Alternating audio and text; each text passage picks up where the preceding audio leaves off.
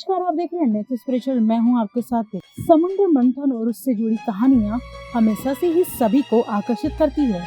कहा जाता है कि रोचक घटना बिहार के बांका में घटित हुई थी। बांका के मंदार पर्वत के पास पापहारिणी तालाब समुद्र मंथन का गवाह बना था। विष्णु पुराण से समुद्र मंथन के बारे में जानकारी मिलती है। दरअसल महर्षि दुर्वासा के श्राप के कारण स्वर्गलोक धन, वैभव और ऐश्वर्य विहीन हो गया था। इस विकट परिस्थिति में स्वर्गलोक के सभी देवता परेशान हो गए और समाधान खोजते खोजते भगवान विष्णु के पास गए। भगवान विष्णु ने उन्हें उपाय सुझाया। उनका मत था कि असुरों के साथ देवताओं को समुद्र मंथन करना चाहिए।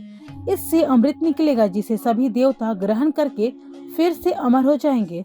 असुरों वासुकी नाग और मंदार पर्वत की सहायता से देवताओं ने समुद्र मंथन किया। इसके परिणाम स्वरूप 14 रत्न प्राप्त हुए। सभी 14 रत्नों से जीवन में बहुत कुछ सीखा जाता है। ऐसा मत है कि इन्हीं सीख को अपनाकर देवता पुनः देव गुणों से संपन्न हुए। 14 रत्नों के महत्वपूर्ण रहस्य ये हैं। पहला है कालकूट विष रत्न। समुद्र मंथन में सबसे पहले यही रत्न निकला जिसे भगवान शिव ने ग्रहण किया था। इस रत्न का राज ये है कि मन को मथने पर सबसे बुरे विचार पहले निकलते हैं। हमें कभी भी बुराइयों के मन के अंदर उतरने नहीं देना चाहिए, बल्कि उनका त्याग करना चाहिए। कामधेनु रत्न। इस रत्न को ऋषि ने अपने पास रखा। इसका राज ये है कि जब मन से बुरे विचार निकल जाते हैं तब हमारा मन कामधेनु की तरह पवित्र हो जाता है। उच्च शिरवा घोड़ा रत्न। कहा जाता है कि यह घोड़ा मन की गति के समान चलता था। इस रत्न को राजा बलि ने अपने पास रखा। इस रत्न का राज ये है कि जब भी मन भटकता है बुराइयों से लेस हो जाता है। इरावती हाथी रत्न। इस रत्न को भगवान इंद्र ने अपने पास रखा। इसका राज ये है कि जब मन बुराइयों से दूर होगा तभी बुद्धि शुद्ध होगी, उजाले सी चमकेगी। कौस्तुभ मणि रत्न। इस रत्न को भगवान विष्णु ने हृदय पे धारण किया। इसका यह राज है कि जब हमारे मन में बुरे विचार निकल जाते हैं तो बुद्धि शुद्ध हो जाती है, तो मन से भक्ति का सूत्रपात होता है। कल्प वृक्ष रत्न। इस रत्न को देवताओं ने स्वर्ग में लगाया था।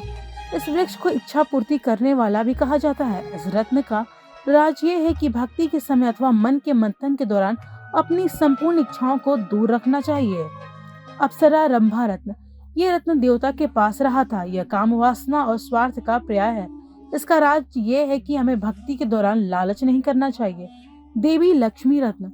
इस रत्न को देवता, ऋषि और दानव सभी अपने पास रखना चाहते थे, किंतु लक्ष्मी जी ने भगवान विष्णु के पास रहना स्वीकार किया, जिसका अर्थ यह है कि धन उन लोगों के पास जाता है जो कर्म करना जानते हैं। वारुणी देवी रत्न। वारुणी का अर्थ मदिरा होता है। इसको दानवों ने ग्रहण किया था। इसका यह राज है कि नशा करने वाला बुराई से दब जाता है। चंद्रमा रत्न। इसे भगवान शंकर ने मस्तक पे धारण किया। इसका सार यह है कि जब हमारा मन सभी बुराइयों से मुक्त हो जाता है तब हमें शांति महसूस होती है।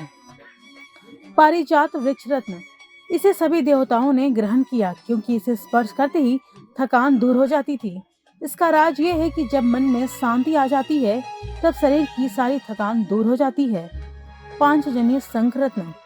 भगवान विष्णु ने इसे अपने पास रखा। इसका राज ये है कि थकान दूर होने के बाद मन भक्ति में लीन हो जाता है।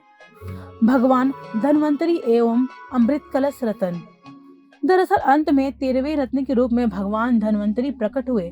उनके हाथ में 14वें रत्न के रूप में अमृत कलश था। भगवान धन्वंतरी ने सभी देवताओं को अमृत का सेवन कराया और श्राप से मुक्ति दिलाई। इसका राज यह है कि बुराइयों को दूर करके जब हम भक्ति में लीन हो जाते हैं तब भगवान का आशीर्वाद मिलना तय होता है।